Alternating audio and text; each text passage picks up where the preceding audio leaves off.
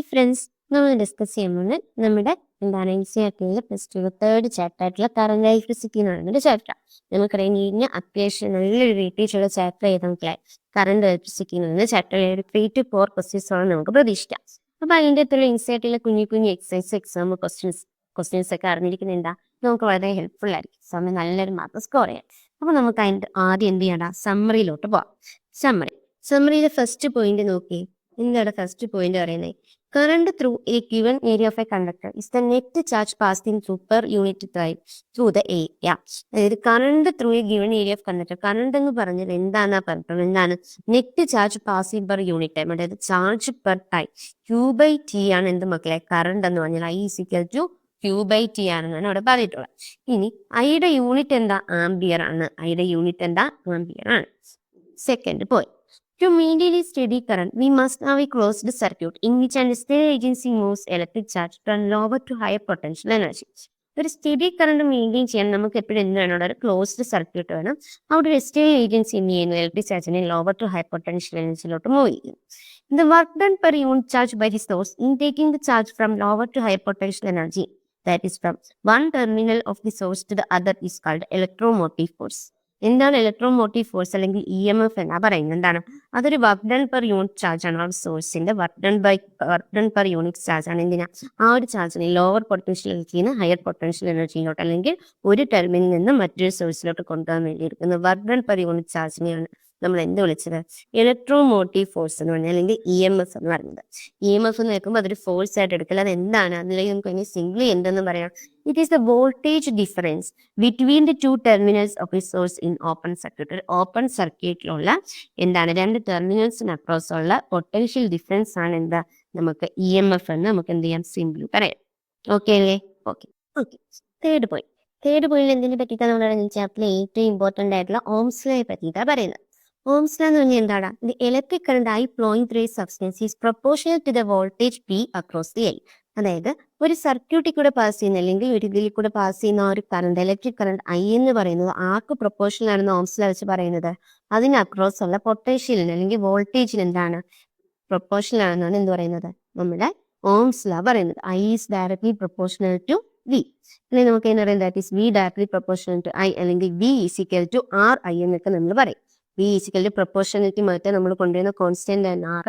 അപ്പൊ V = RI എന്ന് പറയും. ആ ആറിന്റെ വാല്യൂ എന്താ? അല്ലെങ്കിൽ R എന്ന് പറഞ്ഞാൽ എന്താ? റെസിസ്റ്റൻസ് ഓഫ് ദി സബ്സ്റ്റൻസ് ആണ്. Resistance of the substance. ഇവിടെ നിന്ന് R = എനിക്ക് എന്ത് കിട്ടും? V/I എന്ന് കിട്ടും. R = V/I എന്ന് കിട്ടും. Vയുടെ യൂണിറ്റ് എന്താണ്? വോൾട്ട്. Iയുടെ യൂണിറ്റ് എന്താണ്? ആംപിയർ. അപ്പൊ നമുക്ക് റെസിസ്റ്റൻസിന്റെ യൂണിറ്റ് എന്തൊക്കെ പറയാം? ഒന്നെങ്കിൽ വോൾട്ട് പെർ ആംപിയർ എന്നും പറയാം, അല്ലെങ്കിൽ നമുക്ക് സിംപ്ലി എന്ത് പറയാം? ഓം എന്നും പറയാം. എന്താണ്? ഓം എന്നും പറയാം. അപ്പൊ റെസിസ്റ്റൻസിന്റെ യൂണിറ്റ് എന്തൊക്കെ വരും? വോൾട്ട് പെർ ആംപിയറും വരും, ഓം എന്നും വരും. അപ്പൊ ജസ്റ്റ് ഈ ഇക്വേഷൻ എന്ത് ചെയ്യാൻ നോട്ട് ചെയ്തിരിക്കുക? V = IR എന്ന ഇക്വേഷൻ നോട്ട് ചെയ്തിരിക്കുക. അവിടെ R = V/I, ആറിന്റെ യൂണിറ്റ് ഓമും എന്ത് ചെയ്യാൻ നോട്ട് ചെയ്ത് വെക്കാം. Next point number 4. എന്ത് പോയിന്റ് നമ്പർ 4 പറയുന്നത്? ഇത് resistance R of a conductor depends on its length L, cross section area A through the relation. അതായത് ഒരു കണ്ടക്ടറിന്റെ റെസിസ്റ്റൻസ് R എന്ന് പറയുന്നത് എന്തിനെയൊക്കെ ഡിപ്പെൻഡ് ചെയ്യുമെന്നാ പറയുന്നത്? എന്തിനെയൊക്കെ ഡിപ്പെൻഡ് ചെയ്യും? ആ ഒരു കണ്ടക്ടറിന്റെ ലെങ്തിനെയും ആ ഒരു കണ്ടക്ടറിന്റെ ക്രോസ് സെക്ഷൻ ഏരിയ A എന്തെയും ഡിപ്പെൻഡ് ചെയ്യും. ആ ഡിപ്പെൻഡൻസ് വെച്ചുള്ള റിലേഷൻ ആണ് നമുക്ക് എങ്ങനെ പറയാം? R is directly proportional to L/A എന്ന് പറയാം. അവിടെ നമുക്ക് മനസ്സിലാവും ലെങ്തിന് എന്താണ് ഡയറക്ട്ലി പ്രൊപ്പോർഷണലും ഏരിയക്ക് എന്താ മക്കളെ? ഇൻവേഴ്സ്ലി പ്രൊപ്പോർഷണലും ആണ്. അവിടെ നിന്ന് ഇവിടുത്തെ ഈ പ്രൊപ്പോർഷണാലിറ്റി മാറ്റാൻ നമ്മൾ എന്ന കോൺസ്റ്റന്റ് ആണ് ρL/A. R = എന്താ മക്കളെ? ρL/A എന്ന് പറയും. ഇവിടെ റോ എന്ന് പറഞ്ഞാൽ എന്താണെന്നറിയാമോ? റെസിസ്റ്റിവിറ്റി എന്നാ പറയുന്നത്. റോയെ എന്താ പറയുന്നത്? റെസിസ്റ്റിവിറ്റി.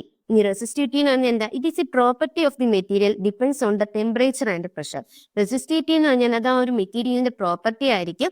അത് എന്തിനെ മാത്രമേ ഡിപ്പെൻഡ് ചെയ്യൂ? ടെമ്പറേച്ചറിനെ പ്രഷറിനെ ഡിപ്പെൻഡ് ചെയ്യണം. അത് ഇവിടെ ഇപ്പൊ നമുക്ക് വേണമെങ്കിൽ ρ = RI/L എന്നൊക്കെ എഴുതാം. അങ്ങനെ എഴുതിയിട്ട് റോ ഏരിയ ലെങ്തിനെയൊക്കെ ഡിപ്പെൻഡ് ചെയ്യുന്ന പറഞ്ഞാൽ എന്താ? അത് ഇൻകറക്റ്റ് ആണ്.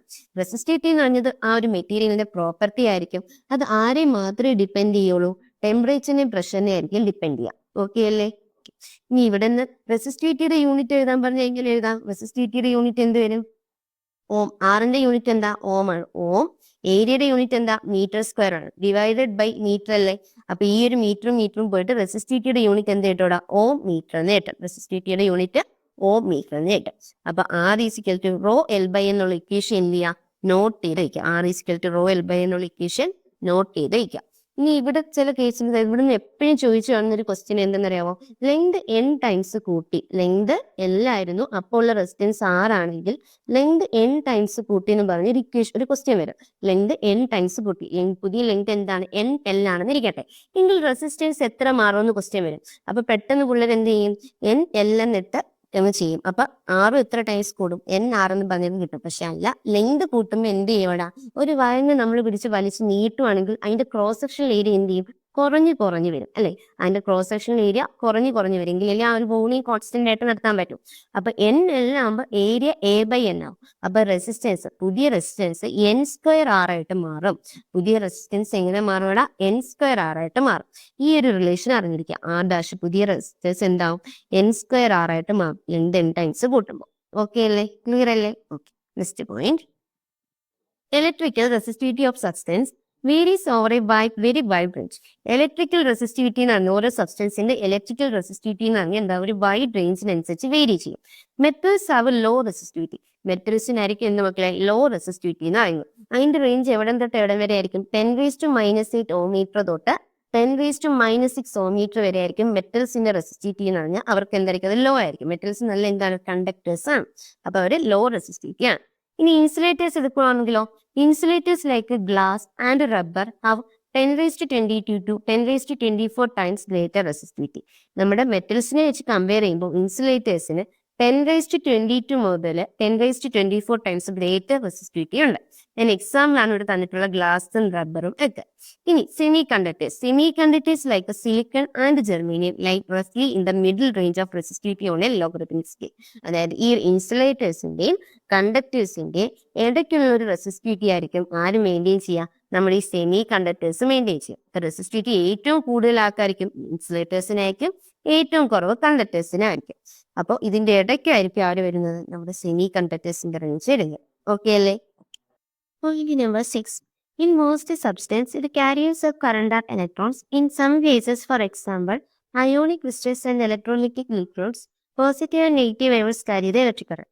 അതായത് മോസ്റ്റ് സബ്സ്റ്റൻസിലും നമ്മുടെ ഇലക്ട്രോണിന്റെ കറണ്ട് കാരിയേഴ്സ് എന്ന് പറയുന്നത് ആരായിരിക്കും, ഇലക്ട്രോൺസ് ആയിരിക്കും. മോസ്റ്റ് സബ്സ്റ്റൻസിലും കറണ്ടിനെ ക്യാരി ചെയ്യുന്നത് ആരായിരിക്കും മക്കളെ, ഇലക്ട്രോൺസ് ആയിരിക്കും. പക്ഷേ ഈ ചില കേസസിൽ, അതായത് എക്സാമ്പിൾ എടുക്കുകയാണെങ്കിൽ അയോണിക് ക്രിസ്റ്റലും ഇലക്ട്രോലൈറ്റിക് ലിക്വിഡ്സിലൊക്കെ ആരായിരിക്കും ഇടാ, പോസിറ്റീവ് ആൻഡ് നെഗറ്റീവ് അയോൺസ് ആയിരിക്കും ഇലക്ട്രിക് കറണ്ട് ക്യാരി ചെയ്യുക. ഓക്കെ അല്ലേ? Okay, next point. Point number 7. Current density J. Current density represent ചെയ്യുന്ന ലെറ്റർ ആണ് J. Gives the amount of charge flowing per second per unit area normal to the flow.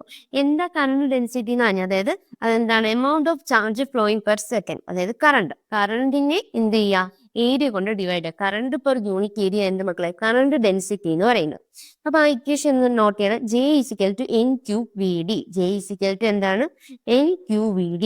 ഇവിടെ N എന്ന് പറഞ്ഞാൽ എന്താണ്, number density ആണ്, അതായത് number per unit volume of charge ആണ്. പിന്നെ അതിൽ ഓരോ ചാർജും ക്യാരി ചെയ്യുന്ന, ഓരോ ഇതും ക്യാരി ചെയ്യുന്ന ചാർജ് ആണ് എന്ത് മക്കളെ, Q എന്ന് പറയുന്നത്. ഈ VD എന്ന് പറഞ്ഞാൽ എന്താ, അത് drift velocity of the charge carriers ആണ്. For electrons Q is equal to എന്താണ്, -E ആണ്. ഇലക്ട്രോൺസിന്റെ കേസിലാകുമ്പോൾ ചാർജ് എന്തിന് ഈക്വലാവും, -1.6 × 10⁻⁻19 കൂളോംബിന് ഈക്വലാവും. If J is normal to cross-sectional area A and is constant over the area, the magnitude of current I through the area is NEVDA. അതായത് കറണ്ടിന്റെ ഒരു ഫോർമുലയാണ് അവിടെ തന്നിട്ടുള്ളത്. എന്താണ്, അതായത് J എന്ന് പറയുന്നത് ക്രോസ് സെക്ഷണൽ ഏരിയക്ക് നോർമൽ ആണ്. അതുപോലെ തന്നെ എങ്കിൽ current flowing through the area I എന്ന് പറയുന്നത് എന്തിന് ഈക്വൽ ആയിരിക്കും, NEAVDക്ക് ഈക്വൽ ആയിരിക്കും. ഇവിടെ N എന്ന് പറഞ്ഞാൽ നമ്പർ ഡെൻസിറ്റി, E എന്ന് പറഞ്ഞാൽ ചാർജ്, അല്ലെങ്കിൽ 1.6 × 10⁻⁻19 കൂളോം, A എന്ന് പറഞ്ഞാൽ area of cross section, VD എന്ന് പറഞ്ഞാൽ ഡ്രിഫ്റ്റ് വെലോസിറ്റി. ഈ ഇക്വേഷൻ എന്തിനോടാ ഓർത്തിരിക്കണം, നമുക്ക് ക്വസ്റ്റ്യൻ ചെയ്യാൻ യൂസ്ഫുൾ ആയിരിക്കും. ഇനി 8th point. Using E is equal to V/L. നമുക്കറിയാം E എന്ന് പറഞ്ഞാൽ എന്താ, V/D ആണ്, അല്ലെങ്കിൽ V/L ആണ്.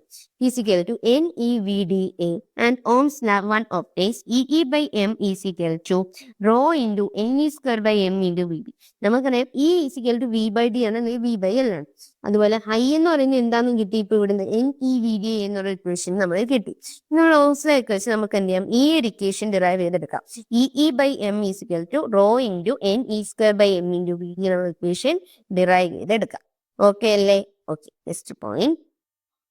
The proportionality between the force E on the electrons in a metal due to the external field E and the drift velocity Vd, not acceleration, can be understood if we assume that the electrons suffer collisions with ions in the metal which deflect them randomly.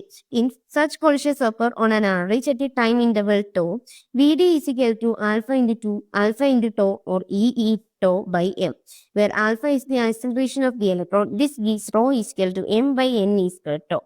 അതായത് V D എന്ന് പറഞ്ഞാൽ നമുക്ക് എന്ത് പറയാം, അവിടെ ഒരു acceleration നടക്കും, electrons collision നടക്കുമ്പോൾ ആക്സിലറേഷൻ നടക്കും. പക്ഷെ ഇവിടെ ഒരു നെറ്റ് ആക്സിലറേഷൻ ഉണ്ടാകത്തില്ല, കാരണം ഒരു കൊളിഷൻ നടന്ന് അല്ലെങ്കിൽ ഒരു ഇലക്ട്രോണിന്റെ മൂവ് ചെയ്തൊഴിക്കുമ്പോൾ അല്ലെങ്കിൽ കൊളിഷൻ നടക്കുമ്പോൾ അത് റെസ്റ്റിലോട്ട് പോകുന്നു, പിന്നെ അടുത്തൊരു ആക്സിലറേഷൻ പോകുന്നു, അങ്ങനെയാണ്.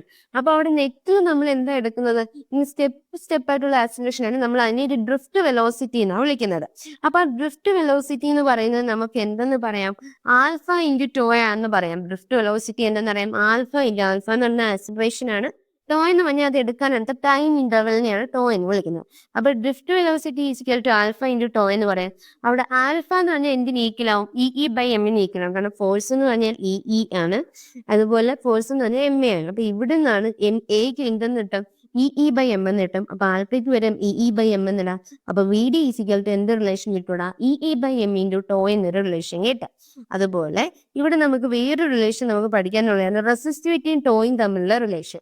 നമുക്ക് ഡിറൈവ് ചെയ്തെടുക്കാൻ പറ്റുന്ന ഇക്വേഷൻസ്, പക്ഷെ നീറ്റിനെ സംബന്ധിച്ച് നമുക്ക് എന്ത് വേണ്ട, ഡെറിവേഷൻ വേണ്ട, ഈ ഇക്വേഷൻ മാത്രം അറിഞ്ഞാൽ മതി. റെസിസ്റ്റിവിറ്റിയും റിലാക്സേഷൻ ടൈമും തമ്മിലുള്ള റിലേഷൻ ആണ്.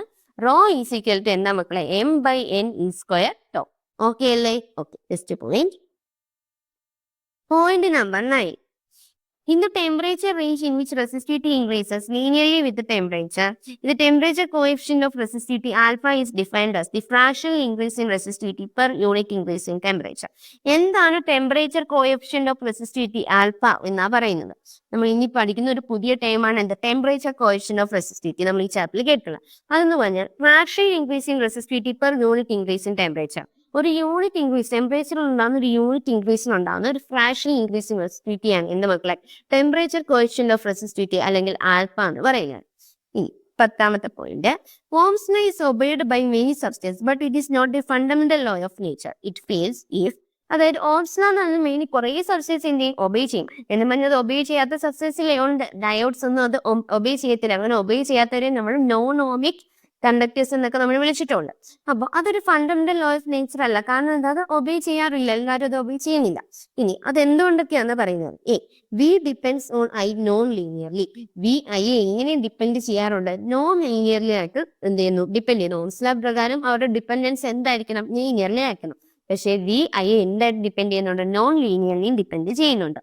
ഇനി D, the relation between V and I depends on the sign of V for the same absolute value of V. അതായത് വി ആൻഡ് ഐ തമ്മിലുള്ള റിലേഷൻ ഇതിനെ ഡിപ്പെൻഡ് ചെയ്യുന്നു, വിയുടെ സൈനെ ഡിപ്പെൻഡ് ചെയ്യുന്നുണ്ട്. See, the relation between V and I is not unique. അതായത് വിയും ഐയും തമ്മിലുള്ള റിലേഷൻ എന്ന് പറയുന്നത് എന്താണല്ല, ഒരു യൂണിക് അല്ല. An example of A is when rho increases with current, even if temperature is kept fixed. A rectifier combines features A and B. Gallium arsenide shows the feature C. അതായത് ഇതിൽ ഓരോന്നിനും example പറഞ്ഞിട്ട് V and ഐയും തമ്മിലുള്ള relation unique അല്ല എന്ന് പറയുന്ന ഒരു എക്സാമ്പിളാണ് ഗാലിയം ആർസനൈഡ് എന്ന് പറയുന്നത്. ഇനി വി ആൻഡ് ഐ തമ്മിലുള്ള റിലേഷൻ വിയുടെ സൈന് ഡിപ്പെൻഡ് ചെയ്യും എന്നതിന് എക്സാമ്പിളാണ് റെക്ടിഫയറിന്റെ കേസസ് എന്ന് പറയുന്നത്. ഓക്കെ അല്ലേ? ഇനി ഇതിന്റെ നോൺ ലീനിയറിലുള്ള ഡിപ്പെൻസിന് എക്സാമ്പിളാണ് നമ്മുടെ ഡയോഡിന്റെ ഒക്കെ കേസ്. നമ്മൾ സെമി കണ്ടക്ടേഴ്സ് പറയുമ്പോൾ അവിടെ എന്താ കൂടെ അത് ക്ലിയർ ആവും. Next point. Point 11. When a source of EMF E is connected to an external resistance R, the voltage V external across R is given by. അതായത് ഒരു EMF E, source of EMF E എന്ത് ചെയ്യുന്ന external resistance ആറുമായിട്ട് connect ചെയ്യുന്നു എങ്കിൽ voltage എന്ന് പറയുന്നത് V external across R equation ആണ്. V external is equal to IR, അല്ലെങ്കിൽ ഐക്ക് പകരം നമുക്ക് എന്ത് പറയാം, EMF E divided by R plus R into R എന്ന് പറയാം. ഓക്കെ അല്ലേ? വേർ R is the കുഞ്ഞ് R ആണ് എന്ത്, internal resistance of the source. ഈ ക്യാപിറ്റൽ ആർ ആണ് എക്സ്റ്റേണൽ റെസിസ്റ്റൻസ് ആർ. ഈ എന്താ മക്കളെ, EMF ആണ്. അപ്പൊ ഈ ഇക്വേഷൻ എന്ത് ചെയ്യാം, നോട്ട് ചെയ്ത് നമുക്ക് ക്വസ്റ്റ്യൻ ചെയ്യാൻ വേണ്ടി യൂസ്ഫുൾ ആയിരിക്കും. Next point. Point number 12, Kirchhoff's rule. Kirchhoff റൂളിനെ പറ്റിയാണ് പറയുന്നത്. അതിൽ നമുക്ക് 2 റൂളല്ലേ പഠിക്കാനുള്ള, ജംഗ്ഷൻ റൂളും ഉണ്ട്, ലൂപ്പ് റൂളും ഉണ്ട്. നമുക്ക് എപ്പോഴും ക്വസ്റ്റ്യൻ ചോദിക്കാം, മെയിൻ ആയിട്ട് നമുക്ക് ചോദിക്കാൻ സാധ്യത എവിടെ നിന്നാണ്, കിർച്ചോഫിന്റെ റൂളിനാണ്. ജംഗ്ഷൻ റൂൾ എന്താ പറയുന്നത്, at any junction of the circuit elements the sum of currents entering the junction must equal to the sum of currents leaving it. അതായത് ജംഗ്ഷൻ റൂൾ പ്രകാരം ഏതെങ്കിലും ഒരു എലമെന്റ്സിന്റെ ഒരു ജംഗ്ഷൻ എടുക്കുകയാണെങ്കിൽ ആ ജംഗ്ഷനിലോട്ട് വരുന്ന എന്താണ് കറണ്ടിന്റെ സം എന്ന് പറയുന്നത് അതിൽ നിന്ന് ലീവ് ചെയ്തു പോകുന്ന കറണ്ടിന്റെ സമ്മിന് ഈക്വൽ ആയിരിക്കണം. അതാണ് ജംഗ്ഷൻ റൂൾ പറയുന്നത്. അതായത് ഇവിടെ ഇപ്പൊ ഞാൻ എഴുതുവാണെങ്കിൽ എനിക്ക് എങ്ങനെ എഴുതാം, ഇതല്ലേ ജംഗ്ഷൻ. അപ്പൊ I1 plus I2 plus I3 എന്ന് പറയുന്നത് എന്തിന് ഈക്വൽ ആയിരിക്കണം മക്കളെ, I4 പ്ലസ് I5 ഈക്വൽ ആയിരിക്കണം. കറണ്ട് എൻറ്റർ ചെയ്യുന്നതിന്റെ സം എന്ന് പറയുന്നത് ലീവ് ചെയ്ത് പോകുന്ന കറണ്ടിന് ഈക്വൽ ആയിരിക്കണം. ഓക്കെ അല്ലേ? ഇനി ലൂപ്പ് റൂൾ. ഇത് algebraic sum of changes in potential around any closed loop must be 0. അതായത് ഒരു ക്ലോസ്ഡ് ലൂപ്പില് എന്താണ് ചേഞ്ച് ഇൻ പൊട്ടൻഷ്യലിന്റെ സം, ആൾജിബ്രിക് സം എന്ന് പറയുന്നത് എന്തായിരിക്കും, 0 ആയിരിക്കും. നമ്മൾ ആ ലൂപ്പ് റൂൾ വെച്ചാണ് എന്ത് ചെയ്യുന്നത്, മെജോറിറ്റി ക്വസ്റ്റ്യൻസ് നമ്മൾ ചെയ്യും. Next point number 30. The Wheatstone bridge is an arrangement of 4 resistors. Wheatstone bridge എന്നാ പറയുന്നത്, Wheatstone bridge എന്ന് പറഞ്ഞാൽ 4 റെസിസ്റ്റൻസിന്റെ അറേഞ്ച്മെന്റ് ആണ്. R1, R2, R3 ആ show in the text book. നമ്മുടെ ടെസ്റ്റിൽ തന്നിട്ടുണ്ട് എങ്ങനെയാണ്, ഇത് R1, ഇത് R1, ഇത് നമുക്ക് ജസ്റ്റ് റഫായിട്ട് വരയ്ക്കുവാണേ. ഇത് ഗാലറി.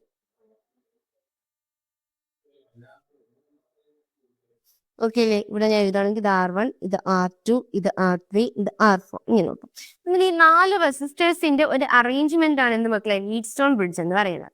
ഈ വീറ്റ്സ്റ്റോൺ ബ്രിഡ്ജിൽ നൾ പോയിന്റ് എങ്ങനെ എടുക്കുന്നത്, അല്ലെങ്കിൽ ഇവിടുത്തെ ബാലൻസ്ഡ് വീറ്റ്സ്റ്റോൺ ബ്രിഡ്ജിന്റെ കണ്ടീഷൻ എന്താണെന്ന് വെച്ചാൽ നമുക്ക് എങ്ങനെ പറയാം, R1/R2 എന്തിന് ഈക്വൽ ആയിരിക്കണം, R3/R4 ഈക്വൽ ആയിരിക്കണം. ഇങ്ങനെ ഒരു കണ്ടീഷൻ സാറ്റിസ്ഫൈ ചെയ്താൽ അതാണ് ബാലൻസ്ഡ് വീറ്റ്സ്റ്റോൺ ബ്രിഡ്ജ് എന്നായിരുന്നു. അങ്ങനെ ആ ഒരു വീറ്റ്സ്റ്റോൺ ബ്രിഡ്ജ് ബാലൻസ്ഡ് ആണെങ്കിൽ അതിന്റെ ഈ ഗാൽവനോമീറ്ററിൽ കൂടെ ഉള്ള കറന്റ് എന്തായിരിക്കും മക്കളെ, 0 ആയിരിക്കും. ഇതിലൂടെ കണ്ട IG ആണെങ്കിൽ IG-യുടെ വാല്യൂ എന്തായി പോകും, 0 ആയിട്ട് പോകും. അപ്പൊ നമുക്ക് ഇതിന്റെ അകത്ത് ഈ ഒരു ബാലൻസ്ഡ് ആണെങ്കിൽ നമുക്ക് 3 റെസിസ്റ്റേഴ്സ് എന്നിട്ട് ഒരു റെസിസ്റ്റന്റ് എത്രയാണെന്ന് കണ്ടുപിടിക്കാനൊക്കെ പറഞ്ഞ് നമുക്ക് ഈസി ആയിട്ട് എന്ത് ചെയ്യാൻ പറ്റും, സോൾവ് ചെയ്തെടുക്കാൻ പറ്റും. അല്ലെങ്കിൽ തന്നെ നമുക്ക് എന്ത് ചെയ്യാൻ പറ്റും, ഇതിന്റെ അകത്ത് ലൂപ്പ് റൂൾ ഒക്കെ അപ്ലൈ ചെയ്ത് നമുക്ക് സോൾവ് ചെയ്യാനും പറ്റും. ഓക്കെ അല്ലേ, ക്ലിയർ അല്ലേ? Okay, next point. Okay, summer കഴിഞ്ഞു. ഇനി നമ്മൾ എന്തിലോട്ട് വരാം, പോയിന്റ്സ് ടു പോയിന്റിലോട്ട് വരാം. പോയിന്റ്സ് ടു പോയിന്റ് ജസ്റ്റ് ആ പോയിന്റ്സ് വായിച്ച് മാത്രം വിട്ടാൽ മതി. സമ്മറിയാണ് നമുക്ക് മെയിൻ ആയിട്ട് important. First point, current is a scalar. Current scalar ആണ്. Although we represent current with an arrow. Arrow വെച്ച് റെപ്രസെന്റ് ചെയ്യുന്നുണ്ടെങ്കിൽ കറണ്ട് എന്താ മക്കളെ, സ്കെയിലർ ആണ്. Currents do not obey the law of vector addition. Law of vector addition obey ചെയ്യാത്തതുകൊണ്ടാണ് അത് vector ആക്കുന്നത്. That current is a scalar also follows from it's definition. The current I through an area of cross section is given by the scalar product of 2 vectors. കറണ്ടിനെ scalar product of 2 vectors ആയിട്ട് represent ചെയ്യുന്നതാണ് ഈ തന്നിട്ടുള്ളത്. I equal to എന്താണ്, J dot delta S. അവിടെ ജിയും delta S ഒക്കെ എന്തായിരിക്കും, വെക്ടേഴ്സ് ആയിരിക്കും. ഇനി 2, refer to VI curves of a resistor and a diode as drawn in the test. ഈ resistor obeys Ohm law while a diode does not. അതായത് VI നമ്മുടെ ആ ഒരു ഗ്രാഫ് നോക്കിയാൽ എന്താ, ഒരു റെസിസ്റ്റർ എന്ത് ചെയ്യും, സ്ട്രെയിറ്റ് ലൈൻ ആയിരിക്കും. മറ്റേത് ഡയോഡ് എടുക്കുമ്പോൾ അത് നോൺ ലീനിയർ ആയിരിക്കും. അപ്പോൾ നമുക്ക് പറയാം റെസിസ്റ്റർ എന്ത് ഒബേ ചെയ്യും, ഓംസ് ലോ ഒബേ ചെയ്യും. പക്ഷെ ആ ഡയോഡ് എന്ത് ചെയ്യില്ല, ഒബേ ചെയ്യിക്കില്ല. ഇത് assertion that V is equal to IR is a statement of Ohm's law is not true. അതായത് V is equal to IR എന്ന് പറയുന്ന ഓംസ് ലോയുടെ ആ ഒരു സ്റ്റേറ്റ്മെന്റ് എന്തല്ല, യഥാർത്ഥത്തിൽ ട്രൂ അല്ല. അത് ഒബേ ചെയ്യുന്ന കണ്ടക്ടേഴ്സും ഉണ്ട്, ഒബേ ചെയ്യാത്ത കണ്ടക്ടേഴ്സും ഉണ്ട്. This equation defines resistance and it may be applied to all conducting devices whether they obey Ohm's law or not. ഇത് റെസിസ്റ്റൻസിന് ഓക്കെയാണ്. അതുപോലെ തന്നെ ഇക്വേഷൻ വെച്ച് നമുക്ക് ഓംസ് ലോ ഒബേ ചെയ്യുന്നോ ഇല്ലയോ നമുക്ക് അറിയാൻ പറ്റും. The Ohm's law asserts that the plot of I versus V is linear, that is R is independent of. Ohm's law assert ചെയ്യുന്ന എന്താണ്, I versus V graph linear ആയിരിക്കും. അതുപോലെ R എന്താ മക്കളെ, ഇൻഡിപെൻഡന്റ് ഓഫ് V ആയിരിക്കും. Equation E is equal to sigma J leads to another statement of Ohm's law. Ohm's ലോയുടെ വേറൊരു സ്റ്റേറ്റ്മെന്റിലോട്ട് ലീഡ് ചെയ്യുന്നതാണ് E is equal to എന്താണ് മക്കളെ, റോ J എന്ന് പറയും. That is, a conductive material obeys Ohm's law when the resistivity of the material does not depend on the magnitude and direction of the applied field. ഒരു conductive material Ohm's law obey ചെയ്യുന്നത് എപ്പോഴായിരിക്കും, resistivity of material എന്തിനെ depend ചെയ്യാതെ, മാഗ്നിറ്റ്യൂഡിനെയും apply ചെയ്ത electric ഫീൽഡിന്റെ ഡയറക്ഷനെയും depend ചെയ്യാത്തപ്പോഴല്ലേ. ഓക്കെ അല്ലേ? Next point 3, homogeneous conductors like silver or semiconductors like pure germanium or germanium containing impurities obey Ohm's law within the some range of electric field values. അതായത് കുഞ്ഞു range, some range of electric field വാല്യൂസിൽ എന്ത് obey ചെയ്യും, germanium containing impurities, സെമികണ്ടക്ടേഴ്സ് ഒക്കെ എന്ത് ചെയ്യും, Ohm's law obey ചെയ്യും. If the field becomes too strong, their departure from Ohm's law occurs. അതായത് ഫീൽഡ് ബിക്കം ടു സ്ട്രോങ് ആകുമ്പോൾ അവർ എന്ത് ചെയ്യും, മോൺസ് ലൈനിൽ നിന്ന് എല്ലാ ടെസ്റ്റും ഡിപ്പാച്ചർ ആവും. ഇനി 4, motion of conduction electrons in electric field is the sum of first motion due to random collisions and 2 that due to E. അതായത് motion of conduction electrons electric field ഇയില് മോഷൻ ഓഫ് കണ്ടക്ഷൻ ഇലക്ട്രോൺസ് എന്ന് പറയുന്നത് എന്താണ്, random കൊളിഷൻസിന്റെ മോഷൻസിന്റെ സമ്മും അതുപോലെ തന്നെ electric field കൊണ്ടുള്ള എന്താണ് കൊളിഷൻസിന്റെ സമ്മും ആയിരിക്കും. The motion due to random collisions averages to 0 and does not contribute to V D. ഇനി അത് നമ്മൾ +1 ചാപ്റ്റർ 10 പറഞ്ഞിട്ടുണ്ട്. V D thus is only due to applied electric field on the electron. അതായത് നമ്മുടെ ഈ റാൻഡം മോഷൻ, നമുക്കറിയാം ഒരു കണ്ടക്ടറിൽ എന്താ ഇലക്ട്രിക് ഫീൽഡ് അപ്ലൈ ചെയ്യുന്ന എന്ത് ചെയ്യും, റാൻഡം മോഷൻ, ഇലക്ട്രോൺസിന് അവിടെ റാൻഡം മോഷൻ നടക്കും. ആ റാൻഡം മോഷൻ നിന്ന് പല ഡയറക്ഷനിലോട്ട് എടുക്കുമ്പോൾ അതെല്ലാം കൂടെയാണ് നമ്മൾ ചേർത്ത് എന്താ പറയുന്നത്, ആവറേജ് സ്പീഡ് പറയുന്നത്. അതാണ് എന്ത് മക്കളെ, ഡ്രിഫ്റ്റ് വെലോസിറ്റി എന്ന് പറയുന്നത്. ഒരു ഇലക്ട്രിക് ഫീൽഡ് അപ്ലൈ ചെയ്യുമ്പോൾ ഇലക്ട്രോൺസ് എന്ത് ചെയ്യുന്നു, ഒരു അപ്പോഴുള്ള അവരുടെ ആവറേജ് സ്പീഡ് എടുക്കുന്നതാണ് എന്ത്, drift velocity. Next point number 6, Kirchhoff's tension rule is based on conservation of charge and the outgoing currents are equal to the incoming current at the junction.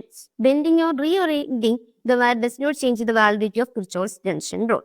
അതായത് Kirchhoff tension rule എന്ന് പറയുന്നത് എന്തിനെ base ചെയ്തിട്ടുള്ള, conservation of ചാർജിനെ base ചെയ്തിട്ടുള്ള. അതായത് എത്ര കറണ്ടാണോ വരുന്നത് അത്രയും കറണ്ടിന് എന്തായി പോടാ, ലീവ് ചെയ്ത് പോകും. അത് എന്തിനെ ഇത് ചെയ്യത്തില്ല, ബെൻഡിങ്ങോ റീഅറേഞ്ചിങ്ങോ വയറിൽ നിന്ന് ചേഞ്ച് ആവത്തില്ല. ഓക്കെ അല്ലേ? ഓക്കെ, അപ്പൊ നമ്മൾ പോയിന്റ്സ് ഒക്കെ കഴിഞ്ഞിട്ട് നമ്മൾ എന്തിലോട്ട് വരാലോ, ഒരു ടേബിളിലോട്ട് വരാം. നമ്മൾ എല്ലാ ചാപ്റ്ററിലും കാണാറുണ്ട് ഈ ടേബിൾ, മിക്കവാറുള്ള എല്ലാ ചാപ്റ്ററിലും ടേബിൾ കാണാറുണ്ട്. ഇതിന്റെ നമുക്ക് ആ ഒരു ചാപ്റ്ററിലുള്ള യൂണിറ്റ്സും ആ ഒരു ഫിസിക്കൽ ക്വാണ്ടിറ്റിയുടെ ഡയമെൻഷനും നമുക്ക് വേണ്ടുന്ന ഒരു കുഞ്ഞു കുഞ്ഞു ഇക്വേഷൻസ് ഒക്കെ ഈ ഒരു ടേബിളിൽ അവർ പറയാറുണ്ട്. നമുക്കിവിടെ നോക്കാം. ഇലക്ട്രിക് കറണ്ട് ആണ് ഫസ്റ്റ് ഫിസിക്കൽ ക്വാണ്ടിറ്റി. അതിന്റെ സിംബൽ എന്താണ്, ഐ ആണ്. അതിന്റെ ഡയമെൻഷൻ എന്താണ്, ആംബിയർ ആണ്. യൂണിറ്റ് എന്താണ്, ആംബിയർ ആണ്. അത് SI ബേസ് യൂണിറ്റ് ആണ്. ഓക്കെ, ഇനി അതായത് അതെന്താണ്, ഒരു ഫണ്ടമെന്റൽ ഫിസിക്കൽ ക്വാണ്ടിറ്റി ആണ്. ഇനി ചാർജിന്റെ സിമ്പിൾ എന്താ കൊടുക്കാം, നമുക്ക് ക്യാപിറ്റൽ ക്യൂവും കൊടുക്കാം, കുഞ്ഞു ക്യൂവും കൊടുക്കാം. ഇനി അവിടുത്തെ ഡയമെൻഷൻ എന്തിന് ഈക്വൽ ആയിരിക്കും, 80 ഈക്വൽ ആയിരിക്കും. കാരണം ക്യൂ ഈസ് ഈക്വൽ ടു എന്താണ്, IT ആണ്. അപ്പൊ എയുടെ ഡയമെൻഷൻ A, Tയുടെ ഡയമെൻഷൻ T, അപ്പൊ 80 ഈക്വൽ ആയിരിക്കും. ഇനി അവിടുത്തെ യൂണിറ്റ് എന്തായിരിക്കും, കൂളോംബ് ആയിരിക്കും. ചാർജിന്റെ യൂണിറ്റ് കൂളോംബ് ആയിരിക്കും. ഇനി അടുത്ത ഫിസിക്കൽ ക്വാണ്ടിറ്റി ആണ് വോൾട്ടേജ് അല്ലെങ്കിൽ ഇലക്ട്രിക് പൊട്ടൻഷ്യൽ ഡിഫറൻസ്.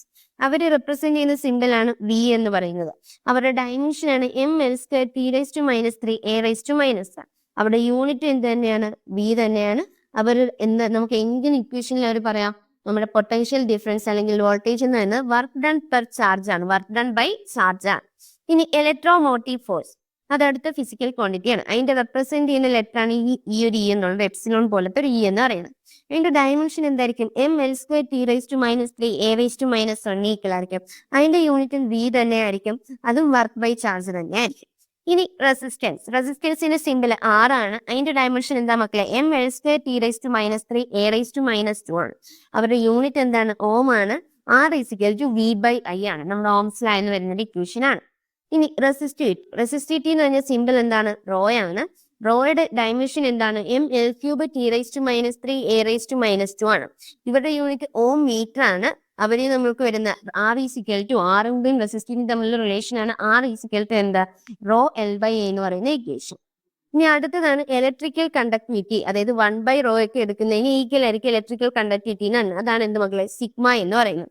അപ്പൊ ഡയമെൻഷൻ ഇതിന്റെ നേരെ ഓപ്പോസിറ്റ് എടുത്താൽ മതി. ഇവിടെ M ആയിരുന്നെങ്കിൽ ഇവിടെ m⁻⁻1, L³ വരുമ്പോൾ L⁻⁻3, T⁻⁻3 ആണെങ്കിൽ ഇവിടെ T³ A⁻⁻2 ആണെങ്കിൽ ഇവിടെ S². അപ്പൊ നമ്മുടെ കണ്ടക്ടിവിറ്റിയുടെ ഡയമെൻഷൻ ഇങ്ങനെ വരും, m⁻⁻1 L⁻⁻3 T³ A² എന്ന് വരും. യൂണിറ്റ് എന്താണ്, S ആണ്. അതുപോലെ സീമൻ എന്നൊക്കെ പറയാം. അതുപോലെ എന്റെ റിമാർക്ക് നമുക്ക് എന്താ പറയുക, സിഗ്മ എന്ന് പറഞ്ഞാൽ 1/ρ ഈക്വലാണ്. ഇനി അടുത്തതാണ് ഇലക്ട്രിക് ഫീൽഡ്. നമ്മൾ ഫസ്റ്റ് ചാപ്റ്ററിലും പറഞ്ഞാണ്, E ആണ് സിംബല്. ഡയമെൻഷൻ എന്താ, mL⁻³ A⁻⁻1 ആണ്. യൂണിറ്റ് എന്താ മക്കളെ, വോൾട്ട്/മീറ്റർ ആണ്. അതായത് ഇനി ഒരു റിമാർക്ക് എന്ന് പറയുന്നത് നമുക്ക് എന്ത് പറയാം, ഇലക്ട്രിക് ഫീൽഡിനെ ഇലക്ട്രിക് ഫോഴ്സ് ബൈ ചാർജ് എന്ന് പറയാം. കാരണം ഇലക്ട്രിക് ഫോഴ്സ് എന്ന് പറഞ്ഞാൽ നമുക്കറിയാം 1/4πε₀ Q1 Q2/r². അതിൽ നിന്ന് ആ ഒരു ചാർജിനെ ഡിവൈഡ് ചെയ്യുമ്പോൾ നമുക്ക് എന്ത് കിട്ടാറുണ്ട്, ഇലക്ട്രിക് ഫീൽഡ് കിട്ടാറുണ്ട്. ഇനി അടുത്ത ടൈമാണ് ഡ്രിഫ്റ്റ് സ്പീഡ് എന്ന് പറയുന്നത്. അതിനെ റെപ്രസെന്റ് ചെയ്യുന്ന ലെറ്റർ ആണ് VD. ഇനി അതിന്റെ ഡയമെൻഷൻ എന്താ, ഒരു സ്പീഡ് തന്നെയാണ്. അപ്പൊ ഡയമെൻഷൻ എന്തായിരിക്കും, LT⁻⁻1. യൂണിറ്റ് എന്താ മക്കളെ, m/s. ഇനി ഡ്രിഫ്റ്റ് വെലോസിറ്റിയും ടോയും തമ്മിലുള്ള റിലേഷൻ ആണ് VD = EE/m × τ. VD = EE/m × τ. അടുത്തത് റിലാക്സേഷൻ ടൈം. റിലാക്സേഷൻ ടൈമിനെ റെപ്രസെന്റ് ചെയ്യുന്ന സിമ്പിൾ ആണ് ടോ എന്നുള്ളത്. അതൊരു ടൈം തന്നെയാണ്. അപ്പൊ ഡയമെൻഷൻ ഇതിന് ഈക്വലാവും, T ക്ക് ഈക്വലാവും. യൂണിറ്റ് സെക്കൻഡ് ആയിരിക്കും. അടുത്തത് കറണ്ട് ഡെൻസിറ്റി, അതിനെ റെപ്രസെന്റ് ചെയ്യുന്ന ലെറ്റർ ആണ് കുഞ്ഞി ജെ. ഡയമെൻഷൻ എന്ന് പറയുന്നത് എന്താണ്? L⁻²a ആണ്. അതായത് എന്താണ്? കറണ്ട് പെർ യൂണിറ്റ് ഏരിയ ആണ്. അപ്പൊ I/m² വരെ. അപ്പൊ എന്താ ഐയുടെ ഡയമെൻഷൻ എ ആണ്. അപ്പൊ A/m² എന്ന് പറയും. A L⁻². അതിന്റെ യൂണിറ്റ് എന്താണ്? ആംബിയർ പെർ മീറ്റർ സ്ക്വയർ ആണ്. അതിന്റെ റിമാർക്ക് എന്താണ്? നമ്മുടെ കറണ്ട് ഡെൻസിറ്റി എന്ന് പറഞ്ഞാൽ കറണ്ട് പെർ യൂണിറ്റ് ഏരിയ ആണ്. Current by area. ഇനി അടുത്ത ടേം ആണ് മൊബിലിറ്റി. മൊബിലിറ്റി റെപ്രസെന്റ് ചെയ്യുന്ന സിമ്പിൾ ആണ് mu എന്നുള്ളത്. അതിന്റെ ഡയമെൻഷൻ എന്താണ്? ഡയമെൻഷൻ എന്ന് പറഞ്ഞാൽ m⁻³ T⁻⁴ ആണ്. അതിന്റെ യൂണിറ്റ് എന്താണ്? m²v⁻⁻⁴ (s²⁻⁻⁴). ഇനി അവിടുത്തെ റിമാർക്ക് എന്ന് പറഞ്ഞാൽ മൊബിലിറ്റി എന്താന്ന് വെച്ചാൽ നമുക്ക് പറയാം, mobility is equal to VD/E എന്ന് പറയാം. മൊബിലിറ്റി എന്ന് പറഞ്ഞാൽ എന്താണ്? Drift velocity by electric field, അല്ലെങ്കിൽ drift velocity per unit electric ഫീൽഡിനെ വിളിച്ച പേരാണ് എന്ത് മക്കളെ? മൊബിലിറ്റി എന്നുള്ളത്. ഓക്കെ അല്ലേ? ഈ ടേബിൾ ഫുള്ള് ക്ലിയർ ആയില്ല? ഈ ടേബിളിലുള്ള എല്ലാ കാര്യം നമ്മൾ എന്തിനു പറയുന്നുണ്ടെങ്കിൽ ചാപ്റ്ററിൽ പറയുന്ന കാര്യങ്ങളാണ്. Next point. അപ്പൊ നമ്മൾ ടേബിൾ ഒക്കെ കഴിഞ്ഞിട്ട് എക്സാമ്പിൾ ക്വസ്റ്റ്യൻസിലൂടെ വരികയാണ്. അപ്പൊ എക്സാമ്പിളിലെ ഫസ്റ്റ് ക്വസ്റ്റ്യൻ ആണ് example 3.1.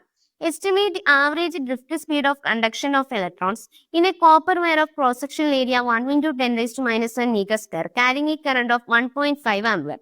Assume that each copper atom contributes roughly 1 conduction electron. The density of copper is 9 × 10⁻³ kg/m³ and its atomic mass is 63.5 U. അതാണ് ഫസ്റ്റ് ക്വസ്റ്റ്യൻ. ഫസ്റ്റ് ക്വസ്റ്റ്യൻ എന്താ? Average drift speed കണ്ടുപിടിക്കാനാണ്. നമുക്ക് വേണ്ടുന്ന കുറച്ച് കാര്യങ്ങളൊക്കെ തന്നിട്ടുണ്ട്. കോപ്പറിന്റെ density വന്നിട്ടുണ്ട് 9 × 10⁻³ എന്നും, അറ്റോമിക് മാസ് 63.5 U എന്നും, area of cross section 1 × 10⁻⁻⁻⁴ metre square എന്നും, കറണ്ട് 1.5 ആംപിയർ ഒക്കെ തന്നിട്ടുണ്ട്. ഇനി സെക്കൻഡ് പാർട്ട് എന്താണ്? Compare the drift speed obtained above. നമുക്ക് മുകളിൽ കിട്ടുന്ന ഒരു ഡ്രിഫ്റ്റ് സ്പീഡിനെ കമ്പയർ ചെയ്യണം. ആരൊക്കെയായിട്ട്?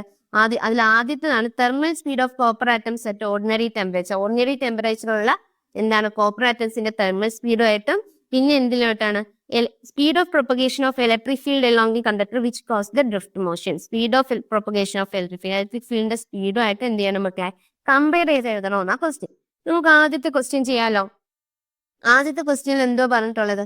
നമുക്ക് ഡ്രിഫ്റ്റ് സ്പീഡ് എത്രയാന്ന് കണ്ടുപിടിക്കണം, അല്ലെ? ഡ്രിഫ്റ്റ് സ്പീഡ് എത്രയാന്ന് കണ്ടുപിടിക്കണം. നമുക്ക് അറിയുന്ന കാര്യങ്ങൾ എഴുതാം. ഏരിയ എത്രയാന്ന് തന്നിട്ടുണ്ട്? 1 × 10⁻⁻⁷ മീറ്റർ സ്ക്വയർ ആണ് തന്നിട്ടുണ്ട്. ഓക്കെ അല്ലേ? Current I is equal to 1.5 ampere എന്ന് തന്നിട്ടുണ്ട്. Density is equal to 9 × 10⁻³ kg/m³ ആണെന്ന് തന്നിട്ടുണ്ട്.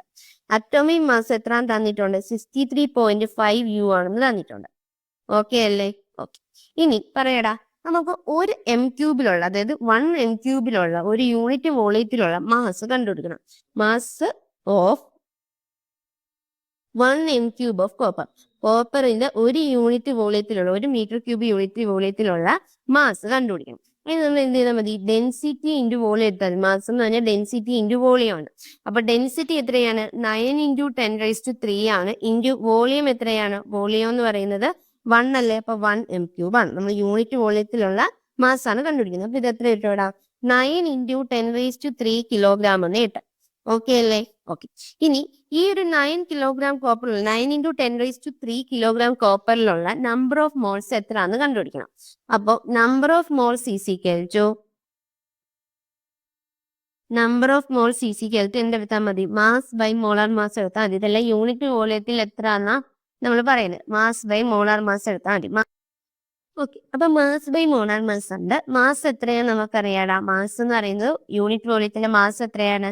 9 × 10⁻³ ആണ്. ഡിവൈഡഡ് ബൈ മോളാർ മാസ് എത്രയാണ്? 63.5 ആണ്. ഇത് ചെയ്യുമ്പോൾ നമുക്ക് എത്ര കിട്ടും? 141.73 മോൾ എന്ന് കിട്ടും. എത്ര കിട്ടും? 141.73 മോൾ എന്ന് കിട്ടും. അപ്പൊ നമുക്ക് ഇനി 1 m³ ആ ഒരു യൂണിറ്റ് വോളിയത്തിലുള്ള നമ്പർ ഓഫ് ആറ്റംസ് എത്രയാണെന്ന് കണ്ടുപിടിക്കാം.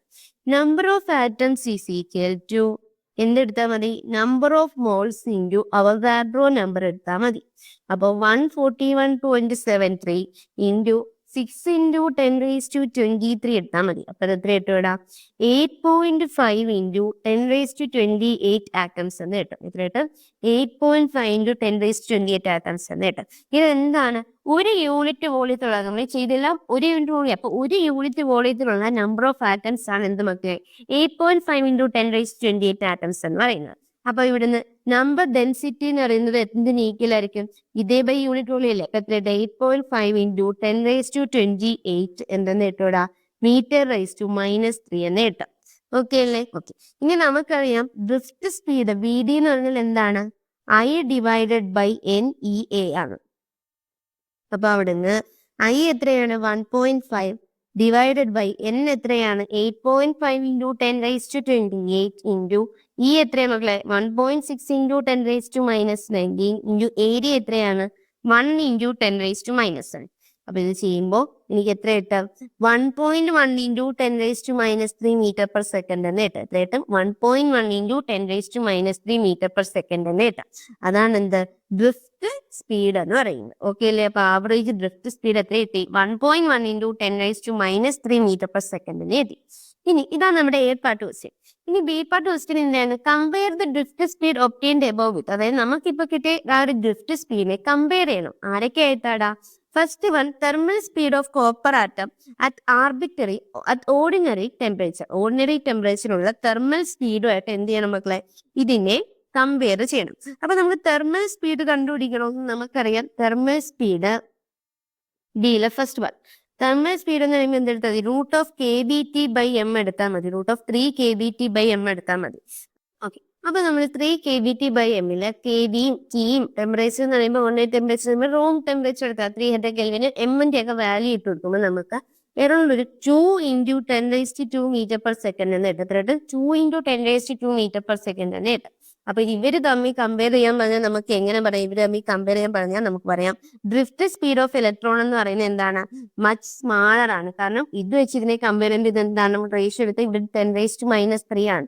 ഡിവൈഡ് ബൈ 10² വന്നാൽ 10⁻−4 ആവും. അതായത് ഈ ഒരു സ്പീഡുമായിട്ട് തെർമൽ സ്പീഡുമായിട്ട് കമ്പയർ ചെയ്യുമ്പോൾ ഇത് എത്രയാണ്? അത് വളരെ കുഞ്ഞാണ്. 10⁻−5 ടൈംസ് എന്തേ ഉള്ളൂ? ഇത്രേ ഉള്ളൂ എന്ന് നമുക്ക് പറയാം. അപ്പൊ ഇവര് തമ്മിൽ കമ്പയർ ചെയ്യുമ്പോൾ അറൗണ്ട് ഒരു 10⁻−5 ടൈംസ് എന്നായിരുന്നു. അതായത് അത്രയും സ്മാൾ 10⁻−5 ടൈംസ് സ്മാളറാണ് എന്ത്? നമ്മുടെ ഡ്രിഫ്റ്റ് സ്പീഡ് എന്ന് പറയുന്നത്.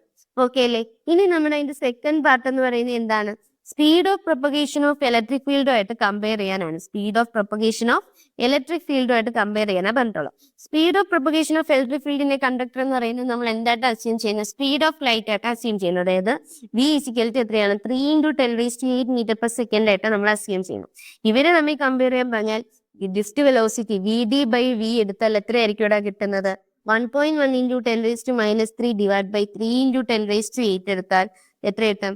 10⁻−12 റേഞ്ചിലായിരിക്കും കിട്ടുന്നത് അല്ലെ? ഇത് 3.67 ഇൻറ്റു 10⁻−12 എന്ന് എഴുതുന്നത് അല്ലെ? നമുക്ക് പറയാം അറൗണ്ട് ഒരു 10⁻−30. ഈ 3 മൾട്ടിപ്ലൈ ചെയ്താൽ അപ്പൊ എന്ത് ചെയ്യും? ഒരു 10⁻−13 അല്ല 10⁻11 ടൈംസ് എന്താണ്? ചെറുതാണ്, സ്മാൾ ആണ് നമുക്ക് പറയാം. ഡ്രിഫ്റ്റ് സ്പീഡ് അപ്പോൾ എന്താണ്? എക്സ്ട്രീംലി സ്മാൾ ആവും. എത്രയാവും? 10⁻−11 ടൈംസ് സ്മാൾ ആയിരിക്കും. അപ്പൊ ആദ്യം നമ്മൾ ഡ്രിഫ്റ്റ് സ്പീഡ് കണ്ടുപിടിച്ചു. എന്നിട്ട് നമ്മൾ ഓരോന്നായിട്ട് എന്ത് ചെയ്യുക? കമ്പയർ ചെയ്യുക. നമ്മൾ തെർമൽ സ്പീഡായിട്ട് കമ്പയർ ചെയ്തപ്പോൾ 10⁻−5 ടൈംസ് സ്മാൾ ആയിരുന്നു. നമ്മുടെ എന്താണ്?